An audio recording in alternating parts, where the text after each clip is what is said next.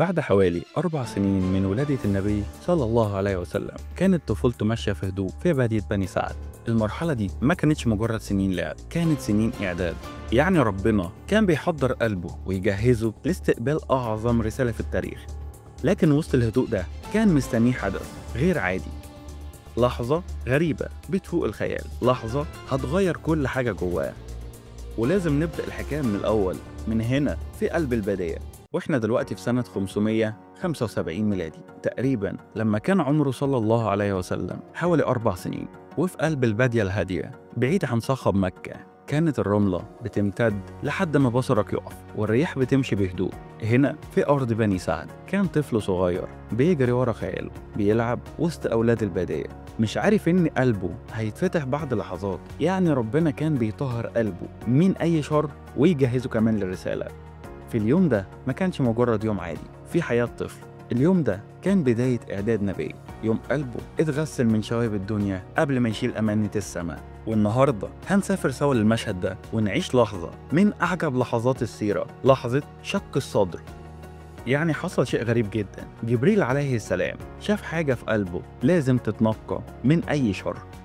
لكن قبل ما نوصل للحظة دي لازم نشوف هو كان عايش ازاي وإيه شكل طفولته في البادية. كان الجو هادي في بداية بني سعد، النسيم الطري ماشي في السهل والأرض مفروشة بخضرة خفيفة بعد المطر. وفي وسط البساطة دي كان البيت الصغير اللي ساكن فيه محمد صلى الله عليه وسلم.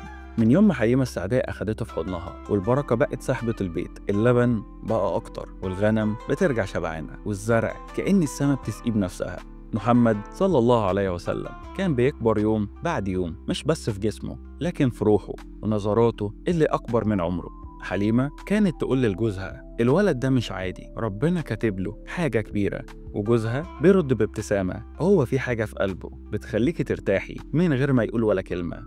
ومرت الأيام ومحمد صلى الله عليه وسلم بيلعب وسط أولاد البادية، لحد ما جه اليوم اللي الدنيا وقفت فيه لحظة. واليوم ده كان بداية لحكاية أغرب من الخيال.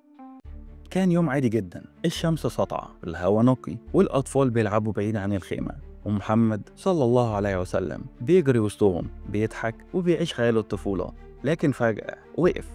أخوه من الرضاعة شافهم بيشيلوه برفق ويشقوا صدره قصاده.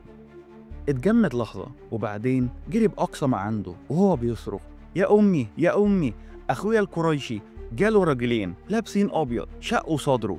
حليمة سابت كل حاجة وطلعت تجري هي وجوزها، أنفاسهم بتسابق خطواتهم.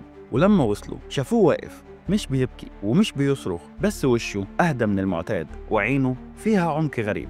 حضنته حليمة وهي بتترعش، مالك يا حبيبي؟ إيه اللي حصل؟ قال لها بهدوء، جالي 2 لابسين أبيض شقوا بطني وطلعوا منها حاجة سودا. الحاجة السودا دي هي إيه؟ العلقة. دي كانت رمز لوساوس الشيطان، يعني أي شر أو أي فكرة غلط كانت ممكن تدخل قلبه اتشالت خلاص. غسلوه في طست ذهب بماء زمزم المبارك، وبعد كده رجعوه زي ما كان.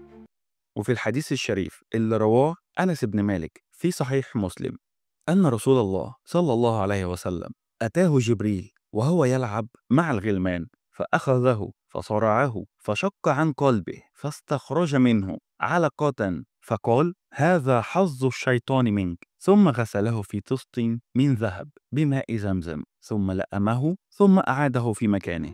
واللي حصل ده ما كانش مجرد مشهد غريب، ده كان بداية مرحلة جديدة في تكوين قلب النبي صلى الله عليه وسلم. والعلماء قالوا إن الغسل بماء زمزم كان إعلان عن طهارة كاملة هتستمر طول حياته صلى الله عليه وسلم. يعني مش بس قلبه اتنضف، ده اتخلق مؤهل علشان يبقى وعاء للوحي. ومن اليوم ده قلب النبي صلى الله عليه وسلم بقى أنقى قلب على وجه الأرض، قلب ما يعرفش الغل ولا الحقد. وده بيخلينا نسأل، هل الحادثة دي كانت استثناء ولا كل الأنبياء مروا بتهيئة مشابهة؟ اللي حصل مع النبي صلى الله عليه وسلم ما كانش استثناء فعلا، كل أنبياء الله اصطفوا واتطهروا بطرق مختلفة قبل ما يحملوا الرسالة. وطبعا الحدث ده ما عداش من غير ما يسيب بصمته، بصمة كبيرة في شخصيته صلى الله عليه وسلم. اللي حصل ما كانش مجرد مشهد وخلاص، ده كان بداية تكوين الشخصية النبوية. يمكن علشان كده لما كبر كان أهدى قلب من كل الناس، ما يعرفش الغضب إلا للحق، ما يعرفش الكراهية إلا للظلم. كل تصرف وكل قرار في حياته كان نابع من قلب نقي اتطهر وهو طفل صغير. والمفاجأة إن دي ما كانتش المرة الوحيدة اللي اتفتح فيها صدره صلى الله عليه وسلم. واللي يمكن ناس كتيرة ما تعرفوش فعلا إن دي ما كانتش المرة الوحيدة اللي شق فيها صدر النبي صلى الله عليه وسلم. الروايات الصحيحة بتذكر إن الحادثة دي اتكررت أكتر من مرة، أشهرها في طفولته طبعا، وكمان ليلة الإسراء والمعراج. رجعوا بيه البيت لكن قلب حليمة ما كانش مطمن، هي بتحبه زي ابنها، بس اللي حصل ده أكبر من عقل أي أم. قالت لجوزها وهي بتمسح على راس محمد صلى الله عليه وسلم: أنا خايفة عليه، الولد ده مش طبيعي، لازم نرجعه لأمه. وجوزها وافق. رجعوا بيه مكة، وأمانة بنت وهب حضنته حضن الأم اللي ما شافتوش من شهور. الولد رجع، بس في عينه حاجة اتغيرت، بقى أهدى أعمق، وكأن اللي حصل جواه رسالة بتكبر معاه. وذكر الكلام ده ربنا في كتابه الكريم وقال: ألم نشرح لك صدرك ووضعنا عنك وزرك.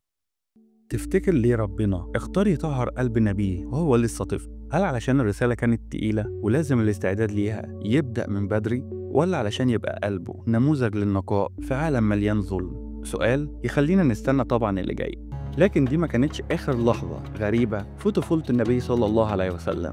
وفي الحلقة اللي جاية هنشوف لحظة تانية غيرت مجرى حياته، لحظة رجع فيها لحضن أمه، وبعد كده حصل اللي ما كانش لا على البال ولا على الخاطر. علشان كده استنونا في الحلقة اللي جاية علشان نكمل الرحلة سوا والسلسلة مع بعض. وفاة آمنة، يتيم الأم والأب، والسلام عليكم ورحمة الله.